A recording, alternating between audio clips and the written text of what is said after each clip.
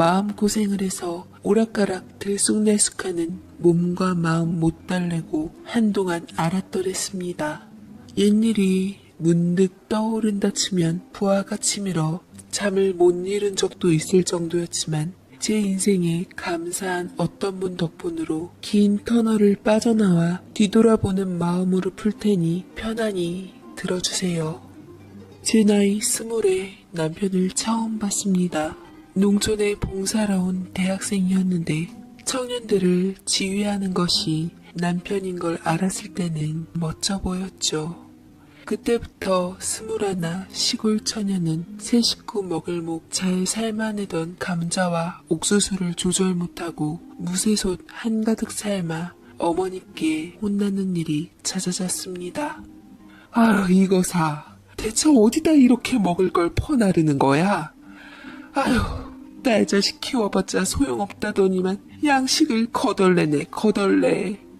오로지 한 사람 챙겨 먹이고 싶어서 열 되어가는 객식 것까지 챙겨나는 제 자신에 겁이 덜컥 났지만 남정네 보고 떨리는 심장이란 것을 처음 겪은 저를 말릴 것은 아무것도 없었습니다. 조금만 어머니의 원성을 견뎌내면 별 수 있냐. 아깝게 섞이느니 일하러 온 청년들에게 인심이나 써야지. 얼른 가져다 줘라. 하는 말이 떨어질 것을 알았거든요. 김 폴폴 나는 감자, 옥수수, 고구마를 바구니에 넣고 달려갔던 기억이 생생하네요. 빈 광주리에 과자와 라면을 넣어 가져온 그와 어머니, 아버지 잠드신 집마당에 평상에 앉아 이야기를 많이도 했습니다. 그렇게 수줍고 앙칼진 제 맘속에 들어온 그 사람과 펜팔로 연을 이어갔고 둘 사이를 눈치채신 어머니는 제게 찬물을 끼얹었죠. 헛물 켜지 말거라. 대학생이 뭐가 아쉬워 고졸 시골 처녀를 마음에 두겠냐. 나중에 너만 상처받으면 애미맘도 못이 박히는 게야.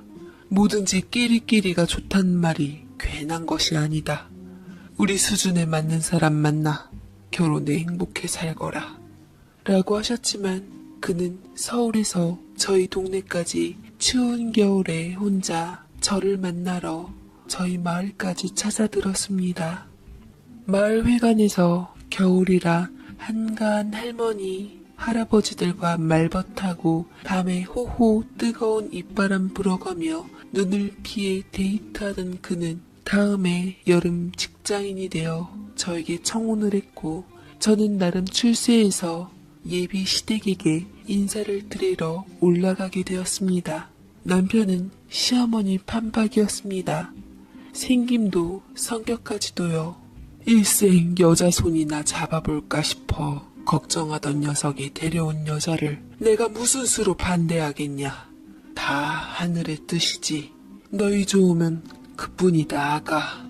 차차 알게 되겠지만 이 집도 아마 네 시골집하고 진배 없을 것이다. 그러니 다 내려놓고 우리 아들이랑 잘 살거라. 라며 호탕하게 말씀하셨고 그날 저는 남편으로 인해 제 인생을 관통하는 인물 둘을 동시에 만났습니다. 귀하디 귀한 분으로 시어머니와 그리고 인생 내내 이를 바득바득 갈게 하던 시누이를 말입니다. 시댁은 경기도 과천에 거주하셨는데 남편 4살 때 시누이를 뱃속에 품고 있던 어느 날 시아버지가 사고로 돌아가셨다고 합니다. 그 후부터 가세가 기울었다는데 지금으로 봐도 가히 넓은 마당에 사랑채, 안채가 나뉜 걸 보니 방귀 꽤나 끼고 살았구나 싶었지만 한눈에 몰락해가는 모습이 보여서 마음이 안 좋았습니다.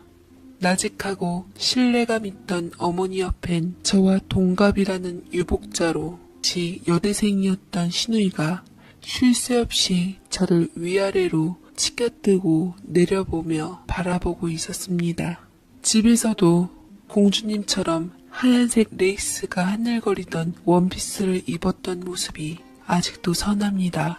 그러니 너도 세연이 깍듯하게 대해 동갑이라고 맘먹지 말고 오빠가 선택한 사람이고 이 어미가 인정한 사람이니 너도 그리 해야 해. 함부로 대하면 이 어미를 욕먹이는 거야. 알겠어? 시어머니께선 옆에 신우이를 보며 말씀하셨지만 신우이는 새초롬하게 눈을 깔고 대답은 하지 않았습니다. 분위기 환기를 위해 제가 먼저 다가갔죠. 잘 부탁해요, 아가씨. 앞으로 잘 지내면 좋겠습니다. 저도 처신 잘하면서 살게요. 올라올 때 엄마와 약속을 했더랬습니다. 어머니께선 저를 예비사위의 집에 따라 올려보내면서도 걱정이 이만저만이 아니셨고 혹시 고졸 시골 처녀라 싫은 눈치걸랑 매달리지 말고 얼른 미련 없이 내려오라 말씀하셨습니다.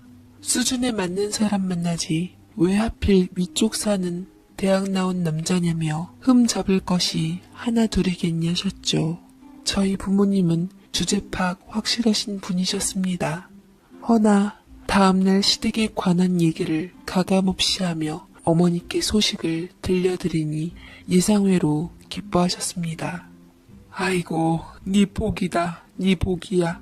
너는 군소리 말고 나 죽었소 하고 시어미만 보고 살아라. 머리카락 잘라 집신 사마들을 요량으로 살아야 한다. 네 시어미가 인생 퀸이다 하고 살아라. 알았지? 정식으로 식 올릴지 말지는 일단 가을 지나 추수를 해봐야 알겠다며 웅얼거리는 엄마를 안심시키고 전화를 끊었습니다만 도끼는 지켜두고 신우이가 옆에 서 있어서 전화를 끊자마자 깜짝 놀랐습니다. 뭘 그렇게 놀라시나? 이것 좀 빨아줘요. 내가 손이 약해서 이런 거 잘 못하거든? 엄마가 빨아줬지만 그쪽이 하면 엄마 편하고 나도 편하고 남의 집에서 노느니 뭐 할 일 생겨서 좋지. 외조야 뭐 물 건너갔고 남편 집 돌보는 게 내 조지 뭐. 우리 엄마 말 듣고 친언니처럼 생각해 부탁하는 거니 기분 나빠하지 말고요. 하며 신우이가 던진 것은 양말이랑 속에 입는 옷들이었어요. 냄새나는 위아래 걸친 것을 찝찝하게도 제 얼굴에다 훅 던져버리니 기가 막혔습니다. 대학생이면 나이 먹을 대로 먹은 양반이 저는 제품에 던져진 것의 정체보다도 그동안 어머니께서 해주셨다는 소리가 더 충격적이었던 것 같습니다. 그래놓고 지는 손가락에 매니큐어를 바른 후 땡땡이 원피스에 양산까지 챙겨 도도한 유주숙녀인 척 나갔습니다. 신우이는 동화 속 주인공의 못된 언니 같은 성정으로 안 그래도 못된 심리가 저로 인해 불붙은 느낌이었습니다. 되바라진 신우이가 언젠가는 제 대학 친구들을 우르르 데리고 와서 저를 소개하기를. 전화도 없는 시골에서 온 초년 올케이신데 제법 앙큼한 구석이 있어서 멍청하고 순진한 우리 오빠를 제대로 낚아챘지 뭐야? 글쎄 결혼식도 안 하고 일단 집에 쳐들어와 사는데 정말 철면피가 따로 없다니까? 라며 제 앞에서 면박을 줬습니다. 작정하고 온 듯한 친구들은 위로 아래로 비웃음 가득한 표정으로 원숭이 보듯 훑어보며 저를 식모 취급하고는 이리저리 부렸고 곱지 않는 손님들 주문에 오고 가면서 부하가 치밀었지만 배움이 다가 아니구나 싶어 부럽다는 생각이 하나도 들지 않았습니다. 대학가 배움이 인간 만들어주는 것이 아닌 것은 저희 친오빠들을 통해 익히 알았던 저는 실망할 것도 없었습니다. 얘들아, 나야 엮인 게 있지만 너희는 아니잖아? 저 올케랑 동갑이니까 말 편하게들 해. 하는 신우말에 그 친구들은 제게 갑자기 얘, 이것 좀 해줄래? 제 모양새가 왜 저래? 관리 좀 하지. 너 이것 좀 가져다 줘라. 하며 명령조로 지시하자 저도 분이 일어 성질을 들이밀었습니다. 니들은 손 없고 발 없냐? 나야 엮인 거 있지만 너희는 아니잖아? 나 이제 어머니께 가야 하거든? 알아서 챙겨 먹어. 라며 신우에게 말한 것을 똑같이 반말로 응대하니 기막혀 했고 못된 신우이 말처럼 남자 덕에 팔 잡힌 구미호답게 째려봐주고는 문 쾅 닫고 나왔습니다. 생각 같아선 머리 잡고 마당에 끌어내 뒹굴리고 싶었지만 그저 좋은 사람들만 보고 가자 상대할 가치도 없는 것들이다 싶었죠. 하지만 가족이 된 이상 언제까지 그럴 수는 없는 일. 저는 신우와 얘기라도 해보려고 대화를 청했습니다. 아가씨, 제가 배움도 짧고 여러모로 딸리는 건 알지만 그래도 너무 심하잖아요. 언제까지 그렇게 무시할 거예요? 이건 오빠도 어머니도 무시하는 처사인 거 모르세요? 나는요, 기분 나빠요. 생전 처음 보는 여자가 우리 집에 들어와 사는 거 순진한 척, 착한 척 하며 엄마에게 점수 따서 며느리 노릇하는 거 다 싫어요. 차라리 집어더 나가 살지. 왜 집에 들어와 비벼대요, 비벼대길? 아가씨, 나 친구들이 오빠 안 사람 어느 대학교 나왔냐고 물어보면 얼마나 창피한 줄 알아? 집에 오빠랑 정식으로 결혼한 여자도 아니고 데리고 사는 여자 들어와 있다는 소리 퍼져서 내가 얼굴을 못 들고 다녀. 안 그래도 잘난 내 친구 오빠랑 비교돼서 죽겠는데 그렇게 막무가내로 들어와 살면 내 입장은 뭐가 돼? 당신들만 살아? 나도 위신이라는 게 있어. 우리가 신우 올케야? 너는 그냥 오빠가 데리고 사는 여자잖아. 니들 그냥 같이 사는 거잖아. 진짜 추잡스럽게. 나 아빠 없는 거 모를 정도로 키 안 죽고 살았어. 그런데 당신 때문에 다 망쳐졌어. 대체 목적이 뭐야? 막말로 변변한 살림 하나 없이 밀고 들어온 사람 뭐 예쁘다고 엄마가 그렇게 반겨? 무슨 짓을 했길래? 무슨 요사를 떨었길래 우리 엄마한테 최고 예쁜 딸이었던 나를 밀어내고 한순간에 그쪽으로 기우냐고. 뭔 짓을 한 거야 대체? 오빠, 저거 방학마다 밖으로 돌 때 알아봤어야 하는 건데 시골 여우한테 올려서 집안 말아먹자는 거야 뭐야? 신우의 악다구니에 왜 그렇게 나를 눈의 가시처럼 대했는지 알 것 같았고 저는 동갑이지만 너무나도 어리디 어린 신우를 손 윗사람이다 생각하며 달래었습니다. 결혼식 금방 할 거예요. 시골에서 준비되는 대로 올릴 거라고요. 다들 그렇게 살아요. 오다 가다 만난 거 아니고 우리들은. 아무튼 싫건 좋건 저는 오빠 색시고 이 집 귀신 됐으니 알아서 해요. 라며 큰 소리를 쳐주고는 신우와 대화를 포기하고 먼저 자리를 빠져나왔습니다. 그러나 그해 가을 오빠 하나가 취직을 못해 결국 읍내에 점포 마련해주느라 기어이 제 결혼식은 미뤄야겠다는 소식을 듣고 저희 친정부모님께서 시댁 앞에 찾아왔을 때 마음이 아팠습니다. 신우가 문 밖에서 듣고 있다가 크 하는 비웃음을 날리며 제 옆을 스쳐 지날 때 당장이라도 시집을 떠나 친정 부모님의 보살핌 속으로 들어가고 싶었지만 내가 여길 떠나면 제일 좋아할 사람이 저것이란 생각이 들자 주먹이 불끈 쥐어지며 삶의 의욕이 샘솟았습니다. 무뚝뚝하지만 다정한 남편이 저녁마다 조곤조곤 제 수다를 들으며 밥을 먹는 그 소소한 일상이 좋았고 분주히 새참 마련해 나갈 때마다 우리 며느리 하며 고생했다 칭찬해 주시는 시어머니 덕에 충동을 꾹 참았습니다. 가난을 뼈저리게 느낀 것은 그때가 처음이었던 것 같습니다. 그날 밤 우리 방으로 건너오신 시어머니가 웨딩드레스 입고 사진 한 방이라도 찍어야 하지 않겠냐며 봉투를 건네셨습니다. 새아기 집안 사정이 영 여의치 않은 모양인데 사돈댁에서 준비되는 대로 적당히 식치르자. 조촐하게라도 잔치하러 소개하고 예 갖추며 혼인신고도 하자. 그래야 아가면이 선다. 내가 다른 봉투를 하나 더 줄 터이니 새아가가 부족한 내 딸인 신우이에게 던져주거라. 내가 안 보는 것 같지만 그 아이가 널 힘들게 하는 걸 누구보다 잘 알고 있다. 안쓰럽다고 내가 너무 오냐오냐 키웠다. 미안하다. 저거 시집 보내고 나면 좀 편안해질 거다. 어머니는 신우이에게 줄 봉투를 따로 챙겨 건네셨고 저는 기꺼이 그걸 받았습니다. 아니에요. 그냥 조금 틱틱거리지. 못된 시누이 노릇은 안 해요. 걱정 마셔요. 감사합니다, 어머니. 그리고 죄송해요. 그럼 기죽지 마라. 누가 뭐래도 너는 이 집 며느리니 뭐라 하면 버릇을 고치고 당당히 나가거라. 저건 이제 시집가면 이 집 사람 아닐 사람이다. 그렇게 믿고 우리 조금만 참자꾸나. 어깨를 토닥여주시고 나가시는 시어머니께 마음속으로 감사의 큰절을 올렸고 그 와중에도 철없던 저는 사진 찍을 생각에 들떠있더랬습니다.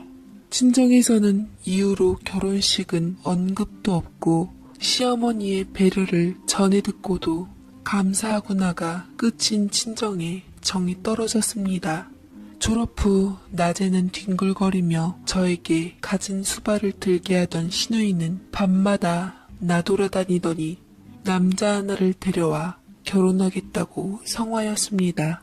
허우대 멀쩡한 백수로 둘은 혼수 명목으로 시어머니께 바라는 게 많은 눈치였죠. 방문 잠그고 단식 투쟁에 돌입해서는 문 앞에 선 저와 시어머니께 엄포를 놓더라고요. 하나뿐인 친딸, 허술하게 시집 보낼 생각은 아니지 엄마? 나는 새언니처럼 몸뚱이만 들어가서 못 살아. 죽어도 못해. 다신 이 집 올 생각도 없으니까 나 기 안 죽게만 해줘. 안 그래도 나 아빠 없다고 말 나왔어. 결혼 2번 하는 것도 아니고 어차피 지금으로서 당장은 오빠네 결혼 못할 거 뻔하잖아. 나라도 제대로 해야 집안 치면 살지 않겠어? 당사자인 제 앞에서 그리고 시어머니의 가장 아픈 부분을 끊고 해집는 시누이를 보며 이 집안에서 어째 저런 것이 나왔나 싶었습니다. 아니나 다를까 시아버지 말이 나와서 제 가슴이 철렁해 어머니 기색을 살피니 심기가 편치 않아 보였습니다. 방으로 들어가 끙 하고 누우신 야윈 어깨를 보니 겁이 덜컥 나 신랑에게 적금을 깨서 내드리자 설득을 했죠. 시누이가 결코 예뻐서는 아니었고 시어머니 봐서 내린 결단이었는데 신랑은 시누이에 대한 반감이 강해서 무척 반대했습니다. 저것이 지금까지 쓴 돈만 해도 시집 2번은 갔겠다. 어머니께 드린다 치면 아깝지 않은데 뭐 예쁘다고 내 색시한테 눈 한 번 곱게 안 뜬 거한테 적금을 깨 전 재산을 주냐? 당신이 말 안 해도 잘 알아. 찬바람 싹 부는 거. 둘이 있을 때는 말해 뭐 하겠어. 저것이 뭘 바라는지는 알아? 누구더라? 그 배우들이 했던 호텔 예식하고 싶대. 아주 미친 거지 그냥. 돈 무서운 줄 모르고 까부는 거 장단 맞춰주지 마. 쟤는 한도 끝도 없어. 완강한 신랑 옆구리 찌르고 꼬집고 잘 때 뒤돌아 등 보이는 며칠의 신랑이 끝에 허락받아 어머니께 바로 달려가 말씀드렸습니다. 어떻게든 제가 편해지려면 시누이를 시집 보내야 했으니깐요. 저는 적금 통장까지 감수하고는 어머니를 설득시켰습니다. 마침 좋다는 사람 나섰고 집도 좀 산다니 챙길 것은 다 챙겨가야 아가씨도 잘 사실 거 아냐요. 제가 어머니께 받은 게 얼만데 가만히 있겠어요. 이거 저 주신 용돈들이랑 신랑 월급 쪼개 모았던 돈 보탰어요. 신랑도 하나뿐인 오빠로 이 정도는 보태도 무리는 아니고 저 역시도 올케로 가만히 있을 수는 없잖아요. 제가 살아보니 친정 뒷배가 얼마나 중한지 알겠어서 이러는 거예요. 모자라면 저희가 더 보탤 테니 어머니 걱정 마시고 우리 아가씨 최선을 다해서 챙겨드려요. 어머니는 제게 고맙다 눈물 지으셨고 덕분에 시누이는 환한 얼굴로 원하는 예식을 하고 시집갈 수 있게 되었습니다. 그렇게 시누이를 해치우고는 제 인생에 꽃이 필 줄 알았죠. 아가씨 시집가고 마음이 편해서인지 저는 바로 아이가 들어섰고 사람 하나 비니 하나가 바로 찾아드는구나. 시어머니의 한박 웃음에 더 다정해진 남편에 바랄 바가 없었습니다. 남편 월급 근 1년분에 친정 기둥뿌리 2개 정도 뽑아간 아가씨는 시집가고 근 2년 반 동안 저희를 만나주질 않았습니다. 근황을 기다리다 지쳐 신우를 찾아갔을 때 신우 집에서 일하는 아주머니가 대신 나와 모셨다고 전해드리겠다며 그냥 쑥 들어가 버렸고, 몇 번을 화탕치고 오신 어머니와 같이 가 들어가서 기다리겠다 하면은 친정 식구는 일체 발들이지 못하게 하라고 언질 받았다며 기겁을 하고서 문을 닫아버렸습니다. 그렇게 어머니와 돌아 나오며 속속들이 참 못됐다 속으로 신우욕을 엄청 했습니다. 그러던 어느 날 갑자기 난데없이 예고 없이 신우가 들이닥쳤습니다. 그게 몇 년 만이었죠. 엄마 들었어? 여기 논밭 이제 금싸라기가 됐어. 어머머, 세상에 쥐구멍에 펴든다더니 엄마 이제 농사 그만 지어도 돼요.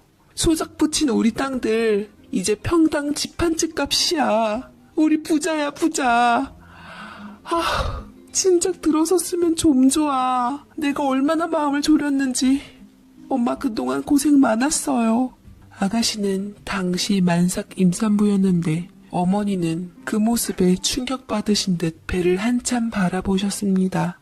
신우는 처음 마주친 조카인 제 아이가 인사하며 안기자 마치 벌레 떼어놓듯 바닥에 밀치듯 놓고는 멍하니 자기를 바라보는 시어머니의 손을 잡고 방으로 들어갔습니다. 궁금해져 미숫가루 타서 방으로 들어가니 시댁 땅을 중심으로 논밭, 산 다 밀어내고 정부 청사가 들어서고 아파트가 생긴다는 겁니다. 나라에서 진행하는 거라 보상금이 톡톡할 거라며 김칫국을 사발째 들이마셨고, 이제 살림 폈다면서 땅 팔리면 어차피 새 집 알아봐야 할 테니 자기 사는 집 근처로 알아볼까 말하더군요. 이제 곧 자기 몸푼이 외손주 재롱 보며 사시라는 것이었죠.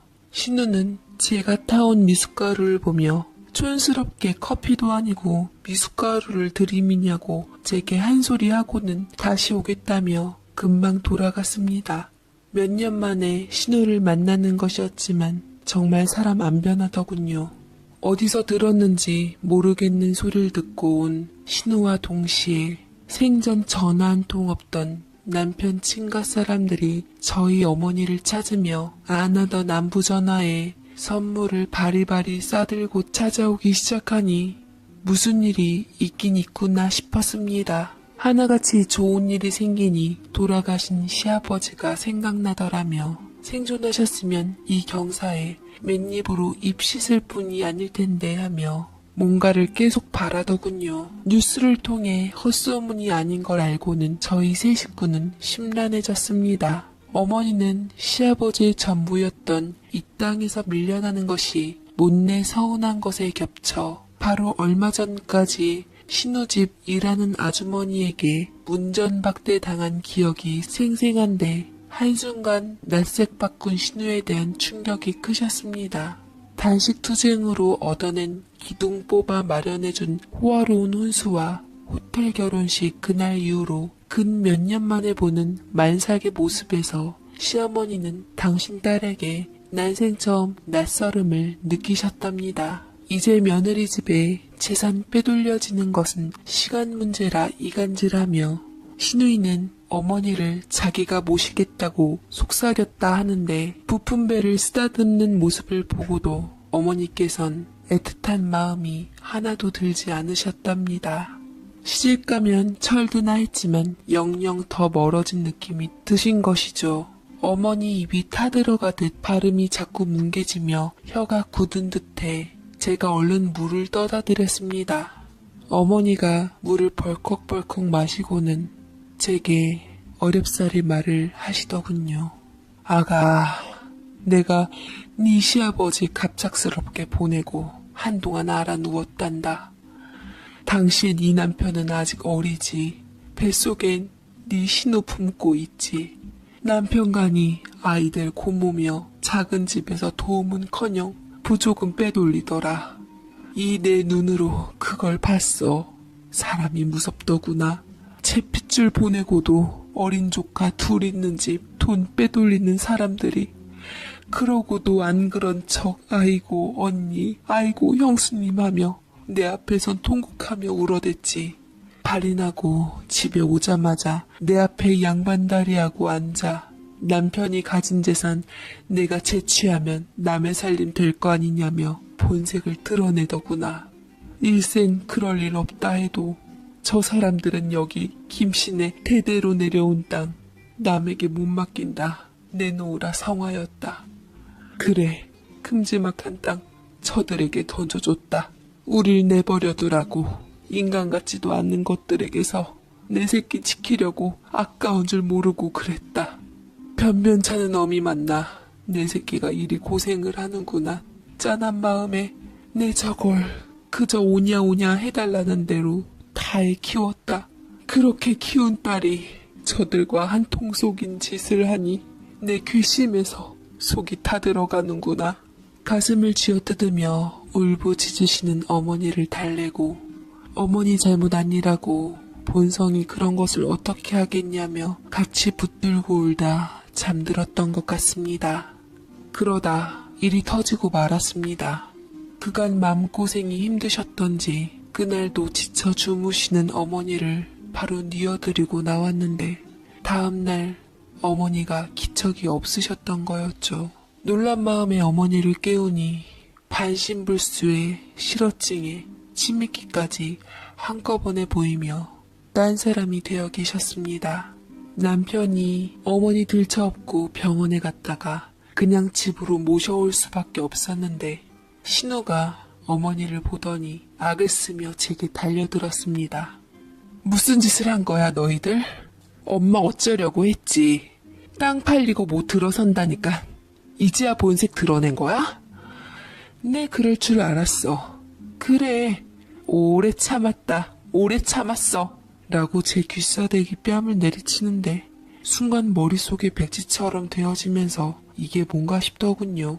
이 타이밍에 남편이 등장을 하게 되었고 제 얼얼한 뺨을 본 후 신우이의 뺨을 똑같이 내리쳐 주었습니다. 신우이가 나가 떨어지는 동시에 어머니께서 쿵 소리와 함께 옆으로 쓰러지셔서 제가 물수건과 마른 수건 등을 챙겨 나올 동안 신우는 씩씩거리며 지 오빠에게 맞은 뻘겋게 부어오른 뺨을 어루만지고는 멀찍이 떨어져 어머니 곁에 오질 않았습니다. 하며 저를 보며 이를 갈더군요. 네 짓이지? 아니, 우리 오빠랑 같이 했니? 너희들 둘이 우리 엄마 재산 탐내서 작당했어? 우리를 천하의 악당 취급하며 몰아세우던 신우는 제 남편에게 한 재산 떼어달라며 나섰습니다. 당신은 시집간 딸은 상속권이 거의 없다시피 했던 시절이었습니다. 하지만 역시 잘 배운 신우는 자기도 자식이니 제 몫으로 서운치 않게 챙겨달라 상화였습니다. 남편이 이를 갈면서 어머니 어떠시냐? 차도는 있냐? 병원에선 뭘 하더냐? 먼저 묻는 게 순서 아니냐고 소리를 지르자 신우는 어이없게 대꾸하더군요. 어따 대고 뒤집어 씌우니? 엄마 이렇게 만든 거 당신들 아냐? 니들이 제일 잘 알겠지. 내 이럴 줄 알았어. 새언니 우리 엄마에게 착한 척 환심 사서 방심하게 만들어 이 집 살림 아주 틀어쥐었어? 오빠는 그 치마폭에 헤어나오질 못하고 있는 거고. 정신 차려 오빠. 너 그냥 빨리 집에 가. 아주 꼴도 보기 싫으니까. 남편은 화가 머리끝까지 났는지 얼굴이 붉어졌지만 만삭인 동생을 어쩌지는 못하고 집에 가라고만 소리쳤습니다. 얘기를 들으며 사람인가 싶어 소름이 돋아나는 거 어머니는 오죽하실까 걱정됐습니다. 어머니 본인 앞에서 두 자식이 다투는 모습에 시아버지 장례식 날로 돌아간 듯 넋을 놓으셨고 그 처연한 어머니 눈빛에 그냥 울음이 터졌습니다. 어머니 저 하나도 힘들지 않으니까 마음 편안하게 드리는 진지 잘 드시고 손주 뛰노는 것 보시며 정 붙이세요. 말 안 해도 눈빛으로 알아듣고 이제 어머니 손탈 나이를 지났으니 걱정하지 마시고 얼른 기력 회복해서 바깥 나들이하고 그래요. 어머니가 가자시면 구르마에다가라도 모시고 팔도 유랑 다닐게요. 마음 두지 마세요. 저희가 아가씨랑 알아서 잘 나눌 거예요. 어머니는 눈시울이 붉어졌고 저는 그런 어머니를 위로했습니다. 그 뒤로 신우는 남편 반응이 없자 염탐하러 딱 한 번 집에 찾아왔는데 안방에 들어서자마자 어머니가 발작 증세 비슷하게 요동을 치시고 숨이 고르지 못한 채로 기묘한 소리로 손발을 비틀며 괴성을 지르시고는 바로 대소변을 보셨습니다. 처음 보는 광경에 놀라 바로 달려들고 보니 신우는 뒤도 돌아보지 않고 달려나갔고 안정되신 어머니 표정을 살피니 한껏 미안한 표정이셨는데 신우 이 집에 못 오게 하실 생각으로 일부러 그러셨던 것 같습니다. 어머니는 딱 100일을 제 곁에 그렇게 계시다 가셨습니다. 저녁밥 맛있게 드시고 트림 시원하게 하시고 웃는 낯으로 우리들 밥 먹으며 하는 얘기 들으시며 주무셨던 어머니는 아침에 보니 숨을 놓으신 상태였고 무슨 정신으로 조상을 치렀는지 누가 왔다 갔는지 저는 모릅니다. 이미 어머니 입관하실 때 저는 하도 울어 눈이 부어 뜰 수가 없는 상태로 발이 나고도 근 일주일 동안은 눈이 채 떠지지 않을 정도였습니다. 남편은 어머니 초상치를 동안 별의 별꼴 다 당한 듯이 그 사이 부쩍 늙어 있었고 눈빛 역시 무척 강파르게 메말라 있었습니다. 보나마나 금싸라기 물려받는다는 소문에 남편에게 온갖 사람들이 장례식 때에도 가리지 않고 매달린 듯 했습니다. 그 와중에 저는 뱃속 둘째 아이를 가지게 된 것을 후에 알게 되었는데 그 소란에도 불구하고 어머니가 지켜주셨는지 평안하게 잘 버텨주었습니다. 남편에게 후에 들으니 장례 첫날 신우이는 애 핑계대며 안 왔답니다. 기어이 신우에게 뭐 하나 나누란 유언 없이 그 상태로 어머니가 간 것을 원망했기에 지어머니 장례식에도 참석 안 하려고 한 것이었죠. 참담했던 남편이 오면 문서 한 장 준다 하니 그제서야 득달같이 찾아와서 어머니 영정 뵙고 미우나 고우나 어머니 자식이니 그것으로 권리는 충분하다. 남편이 만여평 정도 되는 전답 쥐어주니 받아갔다고 합니다. 이제 만삭으로 배불러 올 제가 어머니처럼 같은 고통을 받을까 싶어 줘버렸다는 말에 잘했다 했습니다. 바로 팔아치우건 국가에게 팔건 제 맘이고 우리 가진 것의 3분의 1 떼어줬으니 도리는 다 했고 아이 낳고 바로 다른 곳으로 둥짓은 우리는 친척들에게조차 사는 집은 알리지 않았습니다. 우리가 잃은 것도 아닌 결국 어머니가 지켜주신 부라. 남편은 평범하게 직장 다니고 저는 월급 쪽에 살림하고 일상이나 씀씀이가 달라질 것은 없었습니다. 대신 어머니 다음 생에 좋은 곳으로 환생하시라 마음 담아 아이들 데리고 양로원, 고아원에 돈 푸는 보람으로 살았습니다. 신우가 전화 한 통 없는 것이 괘씸하고 밉지만 그래도 어머니를 봐서 기억하면 좋고 아니면 말고 하는 마음으로 어머니 제삿날마다 음식을 가져다 주었습니다. 한사코 안 받으려는 일하는 아주머니께 봉투 좀 지어주고 그냥 상에 올려두라 부탁했습니다. 제사 음식 아니니 거리낄 것 없다고 장만하는 김에 아가씨 목 준비한 것이니 그냥 먹이라고 그래야 어머니가 편하실 거라 하니 받아주긴 했습니다.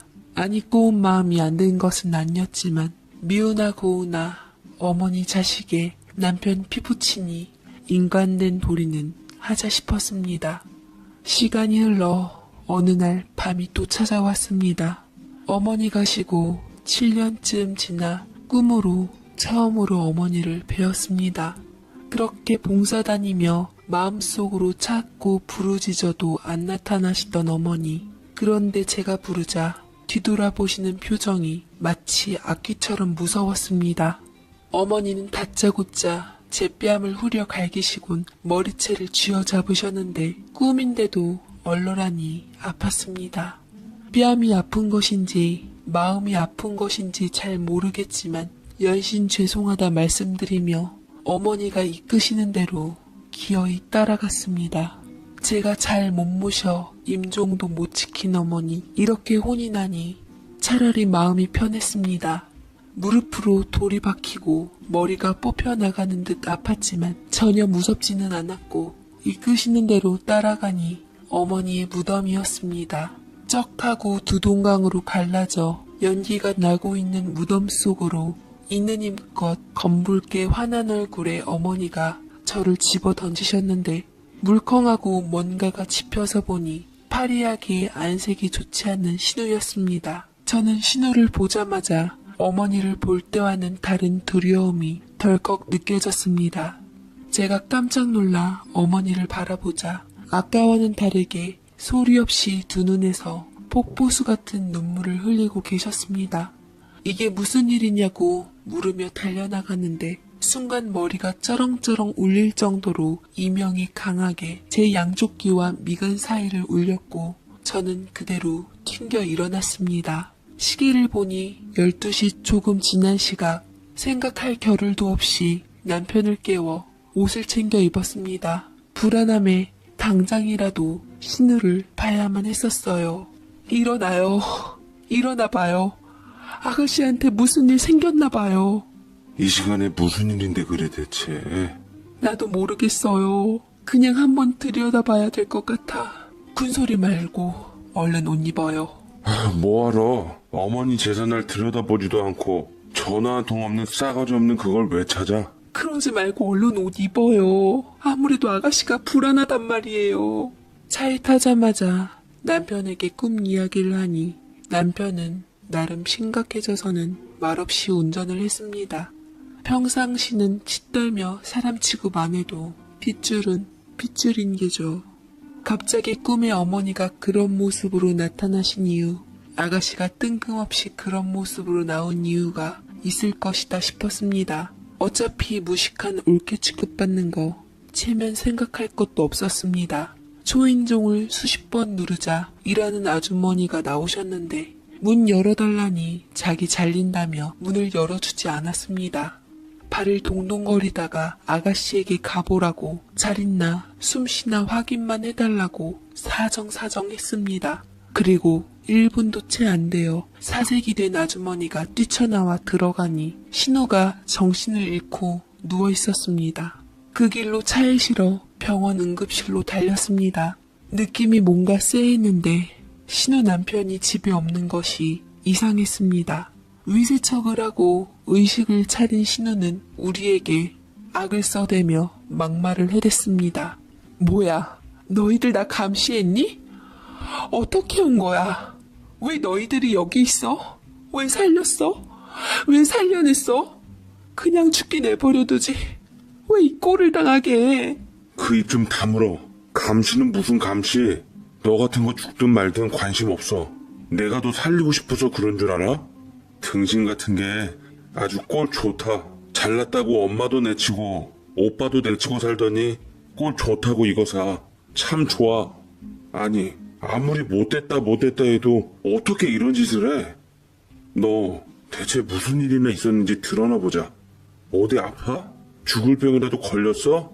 솔직하게 말해. 아니면 너 가만 안 둘 줄 알아. 신우는 오빠의 말을 듣자 통탄스러운 듯 눈물을 쏟으며 울면서 이야기했습니다. 친정에서 가져간 돈으로 지 남편 회사를 하나 차려줬는데 밖으로 나돌기 시작하면서 서방님이 바람을 피기 시작했답니다. 별의별 여자들과 놀아나 자존심 상하게 한 것도 모자라 근래에는 아예 여자 하나를 집에 들어앉혔답니다. 안 그래도 자존심 강한 아가씨가 견디기 힘든 모멸감으로 불면증에 화병에 우라가 치밀어 술 없이는 잠을 못 잘 지경인데 그 여자가 뻔뻔하게도 당당하게 이혼까지 요구했다더군요. 달려들어 뜯어놓으랬더니 어찌나 억센지 아가씨가 오히려 맞았다는데 혼자 그 수모를 감당하기 힘들었답니다. 돈 잃고 서방 잃고 내쫓기면 갈 데도 없고 비빌 데도 없으니 그 못된 성정에 그 심정 오죽했을까요? 아가씨 처지를 들으니 절로 한숨이 나오더군요. 그렇다고 약을 먹어요? 혼자는 누가 혼자예요. 친정오빠도 있고 이 촌년 올케도 있는데 이 구미호 올케도 따 뭐하려고요. 그리고 돌아가신 어머니도 아가씨 지켜보고 계시는데 왜 혼자예요. 생전 안 보이시더니 내 딸 살려내라고 그렇게 저를 때리시더라고요. 저에게서 모로 고개 돌리고 있는 거 슬쩍 쳐다보니 아주 눈은 뻘겋고 퉁퉁 부어 애기 주먹만해진 코에서 콧물이 쿨쩍쿨쩍 애기처럼 엄마하고 본격적으로 울음보가 터졌기에 남매끼리 더 이야기하고 맘껏 울라고 나와줬습니다. 나보고 결혼도 않고 오빠랑 같이 산다며 흠잡더니 아가씨는 이혼하게 생긴 현실에 헛웃음이 났지만 어머니께서는 그저 그런 신우가 아픈 자식일 터였겠죠. 그런 놈하고 살게 하느니 신우이 10살이 하더라도 내가 챙겨야지 하는 마음이 들었습니다. 참 알게 모르게 든 미운 정이 이토록 무섭더라고요. 집에 들어와서 한동안 대면대면 별다른 말 없던 신우는 어느 날 대성통곡을 하며 제게 용서를 빌었습니다. 일하는 아주머니 시켜 신우 아들 데려와 둘이 시간을 보내게 해준 그날 저녁이었습니다. 남편과 제 앞에서 무릎을 꿇은 신우는 시댁에서 뺏길 뻔한 지 아들을 찾아준 제가 고마웠던지 눈물을 쏟기 시작했습니다. 언니 미안해요. 내가 진작부터 미안하고 고맙다고 말하고 싶었는데 말이 안 나왔어. 엄마 가고 언니가 제삿날마다 가져다준 음식들 차마 가지는 못해도 나 그 음식 엄마랑 같이 먹는다 치고 감사히 다 먹었어요. 그런데 내가 한 짓이 있어서 차마 입이 안 떨어졌어요. 엄마 생전에 집 앞에서 돌려보내고 마음 안 좋았지만 난 그때 언니 미워서 엄마도 보기 싫었고 나 빼고 둘이 잘 살아봐라. 엄마가 연락하고 애달아 찾아올 때마다 봐라. 네가 아무리 잘해봤자 너는 며느리고 나는 딸이지. 이수모에도 엄마는 항상 나를 찾는다. 보란듯이 못된 마음으로 그랬어요. 무릎을 꿇고 훌쩍이며 얘기하는 아가씨를 보자니 저와 동갑이지만 많이 어리더라고요. 그렇게 사랑받기만 하던 금지옥엽이니 저를 라이벌로 본 모양인데 어머니가 아들 아내로 손이 이어 손주 낳고 키울 존재로 저를 귀히 여긴 것이지 진짜로 제가 딸보다 예뻤겠냐며 신우에게 설명을 했습니다. 신우이는 진심으로 지난 날을 후회하는 것 같더군요. 내가 많이 못됐잖아요. 엄마 쓰러졌을 때 난 금방 일어날 줄 알았어. 엄마 튼튼하잖아. 반일 논일 하던 사람이잖아. 엄마 가셨을 때는 어찌나 옆에서 늘 쑤셔대는지 땅값 때문에 난 정말로 오빠네들이 무슨 짓 한 줄 알았어. 더더욱 그 돈으로 둘이 잘 사는 꼴 보기 싫었어. 그렇게 악착같이 받아낸 돈으로 남편 사업시켜 사모님 소리 들으면 뭐해. 남편이 다른 여자 끼고 놀 때 일하는 아줌마 눈치챌까봐 눈치 보는 사람이 나였어요. 그런 내가 언니 오빠네를 어떻게 찾겠어요. 더욱 멀어지더라고요. 얼마나 고소해야 할까. 얼마나 배꼽 잡으며 내 불행 바랄까. 이제 내가 한 짓 복수받으며 당할 차례인데 곧 죽어도 견뎌낼 자신 없었어요. 나는. 그런데 언니는 그런 내가 뭐가 예쁘다고 내 새끼까지 챙겨주는데 언니 도대체 뭔데요. 애기처럼 자존심이고 뭐고 다 버리고 엉엉 우는 아가씨를 보니 참 미우면서도 안쓰러운 것이 그래서 어머니가 꿈속에서까지 찾아와 이 어린 거 제게 부탁하셨구나 싶었습니다. 자기 것이었던 시어머니가 저를 좋게 보는 것이 그저 질투나고 억울하고 마치 애인 뺏긴 기분이었을 테죠. 유복자 신우에게 어머니가 짠한 마음으로 투정 받아준 것처럼 신우 투정 하나하나 역시 애정 확인이었던가 봅니다. 저야말로 나보다 많이 배운 대학생이라는 걸로 신우를 어른 취급하며 오판했습니다. 저는 어머니께 정말로 감사해요. 아가씨도 아가씨지만 그렇게 세상 떠나면 남은 저희가 잘 살겠어요? 남편 하나뿐인 동생이 피부치인데요. 저 아가씨 미워요. 얄밉고 정말 어디서 만나면 한 대 쥐어받고 싶었어요. 저보고 구미호랬지만 아가씨 가만 보면 헛똑똑이 애기 너구리 같아요. 아무리 어머니가 편하게 챙겨도 제가 아가씨보다 위겠어요? 피가 뭔데요? 아가씨 잘못되면요 결국 그거 제 몫이에요. 신호로서는 때려주고 싶지만 어머니 딸에 남편 동생 그리고 우리 애들 고모인데 제가 악감정 가져 뭐 하겠어요. 나 혼자 속 터지지.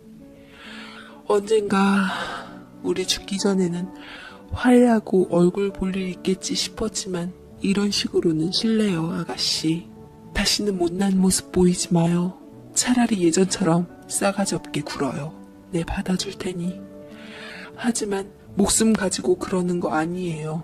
어머니께서 모진 풍파 이겨내시고 어떻게 지킨 아가씨인데요. 안 그래요? 울고 있는 아가씨 손을 붙잡으니 가슴이 벅찼습니다. 까스락거리긴 해도 물정도 모르고 애기처럼 휘둘리는 아가씨.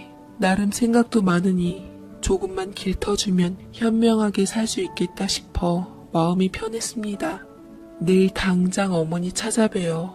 그리고 서방님, 이제 우리가 상대예요. 아가씨 재산은 아버지 거.